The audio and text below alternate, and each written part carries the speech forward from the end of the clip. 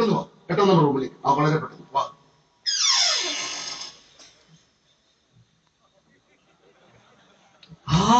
ഇതാ വരുന്നത് നമ്മളെ മുത്ത് റൌഫ്. വാട വാട പൊന്നി നിന്റെ കൂടെ വന്ന് ചേർന്ന റൌഫ് കൂടെ നിന്നാൽ ഈ കാശും വാങ്ങിപ്പോടാ. ഞാൻ പറയുന്നത് പൊള്ള്, നീ വിശ്വസിച്ചാൽ നന്ന്, നീ കേട്ടാലും നാണക്കേട്.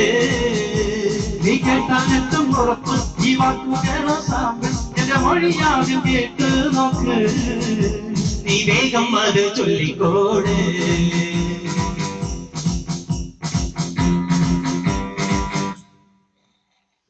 മുത്ത് റൌഫേ, അധിക സ്നേഹപ്രകടനങ്ങളൊന്നും വേണ്ട.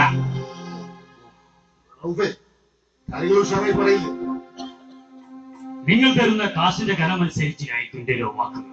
അതൊക്കെ ഞങ്ങൾ വേണ്ടതിനും നൽകും റൌഫേ, എന്താ ഞങ്ങളെ വിശ്വാസമില്ലേ? അവസാനം പോലീസ് കൂട്ടമായി എന്റെ വിറയിലായി. അതൊക്കെ സഖാവിന്റെ ഓഫീസ് നോക്കിക്കൊള്ളും, നീ ഒന്നും പേടിക്കണ്ട. ഞങ്ങൾ പറയുന്നത് പോലെ നീ അത് ചെയ്താൽ മതി. എന്താണ് റൌഫെ ആലോചിക്കുന്നത്? എങ്കിൽ അതോർച്ച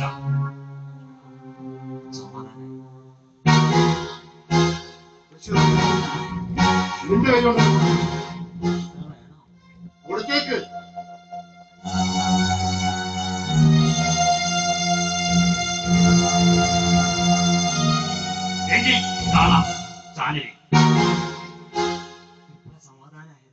വിശ്വാസമായി പറഞ്ഞത്. ഇനി നീ ഒരു കാര്യം ചെയ്യണം ബഷീറെ, ഇതെല്ലാം ചേർത്ത് നിന്റെ ചാനലിൽ ഒരു കുഞ്ഞു പോലും അറിയാതെ നല്ല ഒരു തിരക്കഥ നീ മെനഞ്ഞുണ്ടാക്കണം.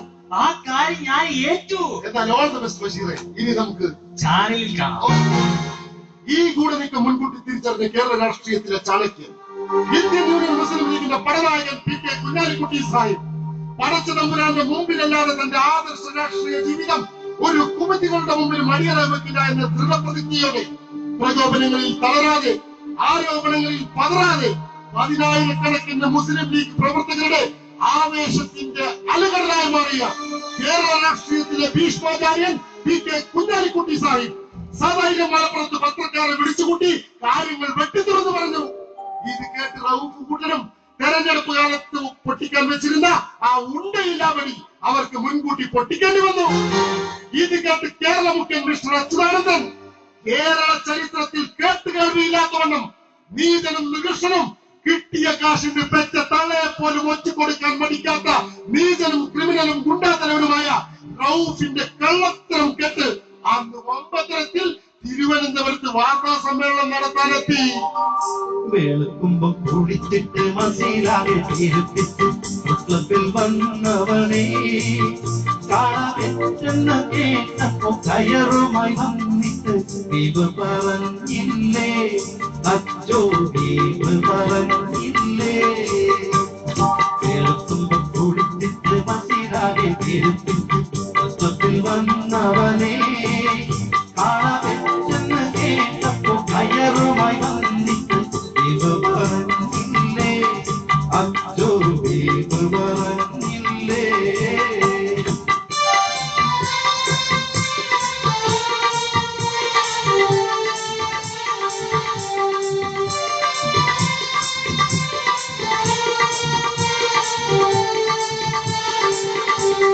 കള്ളവാക്ക് പറഞ്ഞാലും കാര്യം പറഞ്ഞാലും സൂയിപ്പക്കൽ പതിവാണ്. കള്ളവാക്ക് പറഞ്ഞാലും കാര്യം പറഞ്ഞാലും സൂയിപ്പക്കൽ പതിവാണ്. അച്ചു എന്ത് തന്നെ പറഞ്ഞാലും തലകുത്തി പറഞ്ഞാലും ജനത്തിനു മടുപ്പാണ്. കേരളത്തിൽ ജനത്തിനു മടുപ്പാണ്. കേൾക്കുമ്പം കുടിച്ചിട്ട് മതിലാകെ പെരുത്തിട്ട് പുസ്തകത്തിൽ വന്നവനെ കാണാമെന്ന കേട്ടപ്പോ കയറുമായി വന്നിട്ട് ദീപ് പറഞ്ഞില്ലേ, അച്ചു ദീപ് പറഞ്ഞില്ലേ. എല്ലാ പത്രക്കാരും ചാനലുകാരും എത്തിയോ? കൈരളി വന്നില്ലേലും കുഴപ്പമില്ല, ഇന്ത്യ വിഷൻ എത്തിയോ? ഇന്ത്യ വിഷന്റെ ബഷീർ ബീട്ടി. ലാൽസലാം ബഷീറേ, ലാൽസലാം. ഇന്നലെ മുതൽ ഇന്ത്യ വിഷനാണ് എന്റെ സ്വന്തം വിഷൻ, സ്വന്തം വിഷൻ. വളരെ വ്യക്തവും ശക്തവുമായി പറയുകയാണെങ്കിൽ നമുക്ക് വാർത്താ സമ്മേളനം തുടങ്ങാം. ചോദിച്ചോളൂ, ചോദിച്ചോളൂ. സാർ, ലോട്ടറി വിഷയത്തിൽ സർക്കാരിന്റെ നിലപാട്? ലോട്ടറി വിഷയത്തിൽ സർക്കാരിന്റെ നിലപാട് എല്ലാ ലോട്ടറി കച്ചവടക്കാരും നാളെ നാളെ നാളെ എന്ന് പറഞ്ഞ് കച്ചവടം ചെയ്യുന്നതിനു പകരമായി ഇന്ന് ഇന്ന് ഇന്ന് എന്ന് പറഞ്ഞ് കച്ചവടം ചെയ്യണമെന്നാണ് ഗവൺമെന്റിന്റെ നിലപാട്. അതെന്തിനാണ് സാർ? നാളെ ഞങ്ങൾക്ക് ഭരണം കിട്ടില്ലല്ലോ. സാർ, മൂന്നാറിലെ പൊളി എന്തായി? എടോ, പൊളിക്കലാണ് ഞങ്ങളുടെ ജോലി, എടുക്കലല്ല, എടുക്കലല്ല. കേരളത്തിലെ റോഡുകളെ കാലം കൊണ്ടുപോയാണ്. ആര് പറഞ്ഞടോ ഞങ്ങൾ നന്നാക്കിയിട്ടില്ലെന്ന്? UDFന്റെ കാലത്തുണ്ടായിരുന്ന അതിവിശാലമായ റോഡിൽ ഞങ്ങൾ മഞ്ഞ വരയും വെള്ള വരയും ഇട്ടില്ലേ? എന്തായാലും തെക്ക് വടക്ക് റോഡെല്ലാം കിഴക്കോട്ടേക്ക് പോയടോ. എല്ലാം ഞങ്ങള് നന്നാക്കും. എന്താ കാരണം? നീ ഏതാ കൊച്ചേ? വെടിയോ? ഏത് വെടി? നീ ഇതും ചോദിക്കും, ഇതിന്റെ അപ്പുറവും ചോദിക്കും. സാർ, പെൺവാണിഭം എല്ലാ പെൺപണിവക്കാരെയും കയ്യാമം വെച്ച് തുറങ്കിലടയ്ക്കും. എന്ന് സാർ, ഈ ടൈമിലല്ല കഴിയണേ. അടോ, അതിന് ഞങ്ങൾക്ക് കയ്യാമം പണിതു കിട്ടണ്ടേ? ഇതൊക്കെ സാർ കാരണമാണ് സാർ. കാരണമാണടോ. സാർ, ശശിയുടെ കാര്യം? ശശിയുടെ കാര്യം ആ വാർത്താ സമ്മേളനം കഴിഞ്ഞു. ശശിയുടെ കാര്യം മതിയില്ല. ഒന്നും പറയാനില്ല. മകന്റെ കാര്യം അന്റെ അച്യുതാനന്ദന്റെ വാർത്താ സമ്മേളനം കണ്ടില്ല പോലെ ഇത് നമ്മളെ ടിവിയില് അയാളാ ഉരുണ്ട് കളി കണ്ടാലറിയാം. ഈ ഗൂഢാലോചനയിൽ അച്യുതാനന്ദൻക്ക് എന്തോ പങ്കിട്ടെന്ന് പ്രതിപക്ഷത്തിരിക്കുന്ന കാലത്ത് തുടങ്ങിയതാ. മൂപ്പരി കയ്യാമം വെക്കാൻ നടക്കല്. ഇപ്പൊ 4.25 കൊല്ലായിട്ട് ഒന്നും ചെയ്യാതെ ദ്വീപ് പറഞ്ഞിങ്ങനെ നടക്കുക. കിളിയൂരിലും കവിയൂരിലും നടന്ന പെൺവാണിഭത്തിൽ മന്ത്രി പുത്രന്മാരുടെ പേര് പരാമർശിച്ചിട്ട് എന്തെങ്കിലും ഒരു നടപടി അണ്ട് അച്യുതാനന്ദന് എടുത്തതാത്ത. അതിനൊക്കെ പുറമെ കിളിയൂരിലെ BJP-യെ കുറിച്ചുള്ള പരാമർശത്തിനും എന്തെങ്കിലും നടപടി എടുത്തോ? ആ ഷാരിയുടെ അച്ഛൻ ഷാരിയുടെ കുട്ടിയുമായി മുഖ്യമന്ത്രിയുടെ വീട്ടുപടികളടക്കം പൊന്നാറിന്റെ ദാസ സത്യാഗ്രഹം ഇരുന്നിട്ട് എന്നിട്ട് നിങ്ങളോട് എന്താ ചെയ്തത്?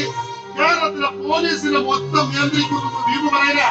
അന്റെ കോടിയേരി ബാലകൃഷ്ണന് സ്വന്തം മകന്റെ ഗുണ്ടാമാഫിയ ബന്ധത്തെ കുറിച്ച് അന്വേഷിക്കാൻ സമയം കിട്ടിയിട്ടും അതിനെ കുറിച്ചൊന്നും അന്വേഷിക്കാതെ പോലീസിനെ കുരങ്ങ് കളിപ്പിക്കാൻ വേണ്ടി കത്തി കൊടുത്ത് പറഞ്ഞു വിടേണ്ട ഗതികളല്ലോ ദാസ നമ്മുടെ കേരളത്തിൽ ഉണ്ടായത്. എന്നിട്ടാണ് ഏതോ പക്ക ക്രിമിനലിന്റെ പടായി കെട്ട് ഞങ്ങളുടെ നേതാവിനെയും പ്രസ്ഥാനത്തെയും തകർത്ത് കളയാമെന്ന് വിചാരിച്ചിട്ടുണ്ടെങ്കിൽ ആ വെള്ള CPM പറയുന്നത് വാങ്ങുന്നത് ദാസ. മുസ്ലിം ലീഗിന്റെ രാഷ്ട്രീയപരമായി തന്നെ നേരിടും. പാണ്ടിക്കടവത്ത് കുഞ്ഞാലിക്കുട്ടി അത് മുസ്ലിം ലീഗിന്റെ ഒരു മുത്തല മാണിക്കമുത്ത്. 1000 അച്യുതാനന്ദന്മാർ കൊമ്പുകുറിക്കാനും 10,000-കണക്കിന് കള്ളക്കഥ മെനഞ്ഞാലും ഞങ്ങളുടെ മാണിക്ക കൊട്ടാരത്തിൽ ജീവിക്കുന്ന കുഞ്ഞാലിക്കുട്ടി സാഹിബിന്റെ ദേഹത്ത് തൊടണമെങ്കിൽ അന്റെ ഇന്ത്യ രാജ്യത്തെ CPM 10 ജന്മം സാധിക്കൂലെന്ന് നിങ്ങൾ ഓർത്താൽ നന്ന്. അതിനൊക്കെ പുറമെ അന്റെ മുഖ്യമന്ത്രിയുടെ മോൻ അരുൺകുമാറിന്റെ എന്തൊക്കെ കഥകളാണ് ഇപ്പൊ നമ്മുടെ നാട്ടിൽ പുറത്തു വന്നുകൊണ്ടിരിക്കുന്നത്.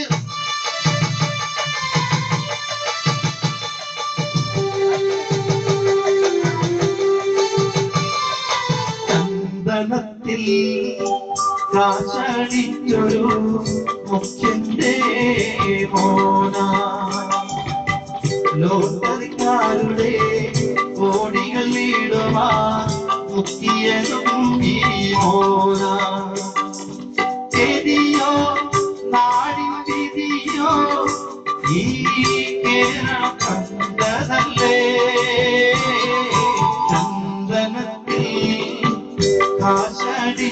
ഞാനൊരു മുഖ്യന്റെ മോന.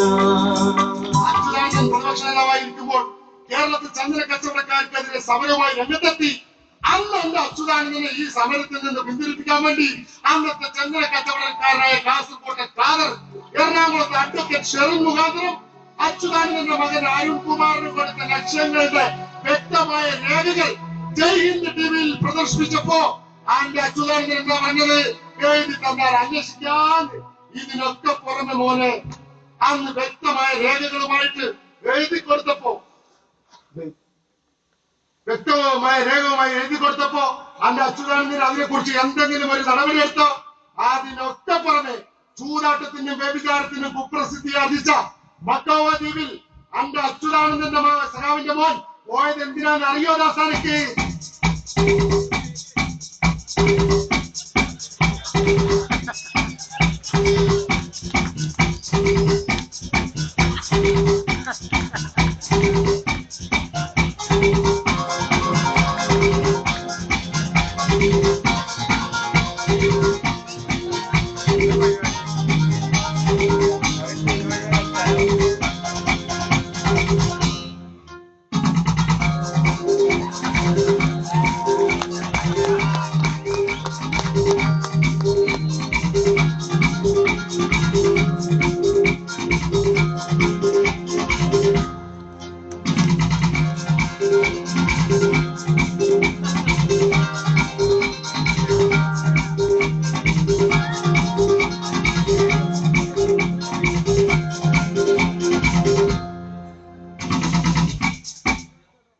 പൊന്നാരന്റെ ദാസ, ഇതൊക്കെ കണ്ട് ആസ്വദിക്കാനാണ് അന്നെന്റെ അച്യുതാനന്ദന്റെ മോൻ മക്കാവോ ദ്വീപിൽ പോയത്.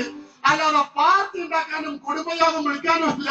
അതിനൊക്കെ പുറമെ UDFന്റെ ഭരണകാലത്ത് PK കുഞ്ഞാലിക്കുട്ടി സാഹിബിന്റെ പ്രവർത്തനപരമായി കൊണ്ടുവന്ന സ്മാർട്ട് സിറ്റിക്കെതിരിൽ ഇല്ലാ കഥകൾ മെനഞ്ഞ് സമരം നടത്തി തുരങ്കം വെച്ചവർ അധികാരത്തിൽ വന്ന് 4.25 കൊല്ലമായിട്ടും പ്രാവർത്തികമാക്കാൻ കഴിയാതെ അറബികളുമായിട്ട് നിരന്തരം അച്യുതാനന്ദനും ശർമ്മയും ചർച്ചയോട് ചർച്ച. അറബികൾ കേരളത്തിൽ വരും, ഇവർ ദുബായിൽ പോകും. അങ്ങനെ വന്ന് അവസാനം അറബികൾ നന്നായിട്ട് മലയാളം പഠിച്ച് അങ്ങനെ അവസാനം രണ്ടും കൽപ്പിച്ച് അറബികളൊന്ന് മുഖ്യനോട് മലയാളത്തിൽ തുറന്നു പറഞ്ഞ എന്താ?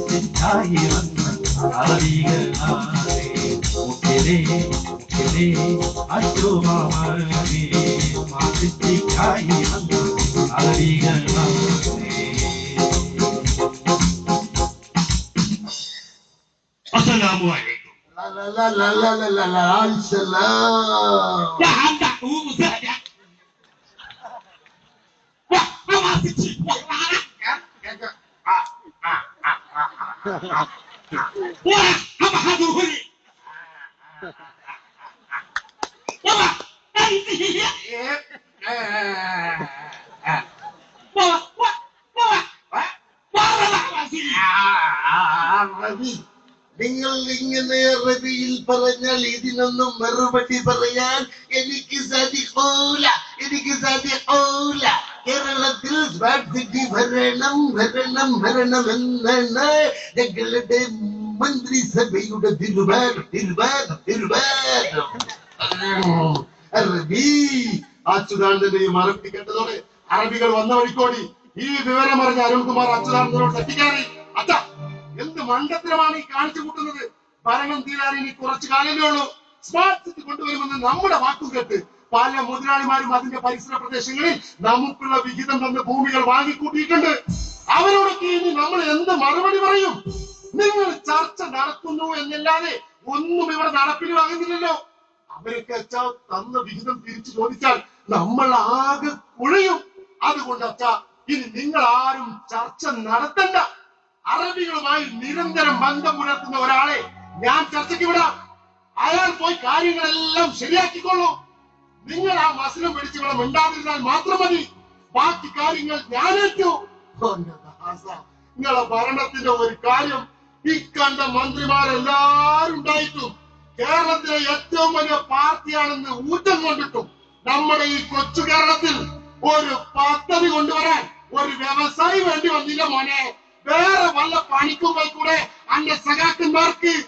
എന്താ മോനെ ഇപ്പൊ നിങ്ങളെ കേരളത്തിലെ ഈ ദുർഭരണം? ഒരു ജനവിഭാഗത്തിനും സ്വസ്ഥമായിട്ട് നമ്മളെ വീട്ടില് ജീവിക്കാൻ കഴിയാത്ത അവസ്ഥ. കേരളത്തെ മുച്ചൂട് അങ്ങോട്ട് ഭരിച്ചു മുടിച്ച് അന്റെ അച്യുതാനന്ദനും പരിവാരങ്ങളും പടിയിറങ്ങുമ്പോ കഴിഞ്ഞ 5 വർഷക്കാലം നമ്മളെ കേന്ദ്ര സർക്കാർ കേരളത്തിൽ അനുവദിച്ച പദ്ധതികളല്ലാതെ എന്തെങ്കിലും ഒന്ന് നിങ്ങൾ ഈ കേരളത്തിൽ നടപ്പിൽ വരുത്തിയിട്ടുണ്ടോ? നിങ്ങളുടെ വികസന പ്രവർത്തനങ്ങളുടെ ഫലമായി പൊതുജനങ്ങളുടെ മുമ്പിൽ നിങ്ങൾക്ക് എന്താ പറയാനുള്ളത്? UPA സർക്കാർ, കേന്ദ്ര സർക്കാർ നമുക്ക് അനുവദിച്ച 600 കോടി ഹജ്ജ് സബ്സിഡി, അതിനൊക്കെ പുറമെ ഈ ഹാമിദ് സാഹിബിന്റെ പരിശ്രമ ഫലമായി മലപ്പുറം ജില്ലയ്ക്ക് അനുവദിച്ച അലിഗഡ് ഹോപ്പ് ക്യാമ്പസിന് 75 കോടി രൂപയാണ് പൊന്നാറിന്റെ ദാസ ഈ കേന്ദ്രം ഭരിക്കുന്ന UPA സർക്കാർ കേരളത്തിൽ അനുവദിച്ചത്. അതിനൊക്കെ പുറമെ പ്രവാസികൾക്ക് വോട്ടവകാശം, വല്ലാർപാടം കണ്ടെയ്നർ ടെർമിനൽ, തിരുവനന്തപുരത്തെ എയർപോർട്ട്, വാർഷികകാല പെൻഷൻ 100-ൽ നിന്ന് 500 അംഗനവാടി വർക്കർമാർക്ക് വേതനം കൂട്ടി, ദേശീയ തൊഴിലുറപ്പ് പദ്ധതി, പാലക്കാട് കോച്ച് ഫാക്ടറി, കേരളത്തിന് അനുവദിച്ച റെയിലുകളും മേൽപ്പാലങ്ങളും, ചാലിയത്ത് തുടങ്ങിയ യുദ്ധക്കപ്പൽ നിർമ്മാണശാല, 7 വരെ നാവിക അക്കാദമി, അങ്ങനെ എണ്ണിയാൽ ഒടുങ്ങാത്ത നേട്ടങ്ങളാണ് UPA സർക്കാർ നമുക്ക് അനുവദിച്ചു തന്നിട്ടുള്ളത്. എന്നാൽ അന്റെ അച്യുതാനന്ദന് ഈ 5 കൊല്ലം പൊന്നാറിന്റെ ദാസകളെ കുറ്റം പറയാൻ പറ്റൂല. ഒരൊറ്റ പണി മാത്രമേ മൂപ്പർക്ക് ഉണ്ടായിട്ടുള്ളൂ. കേന്ദ്രത്തിന് ഇങ്ങനെ കത്തെഴുതി കൊടുക്കുക, അല്ലാതെ കേരളത്തില് ഒരു വികസനവും നിങ്ങൾ നടത്തിയിട്ടില്ല.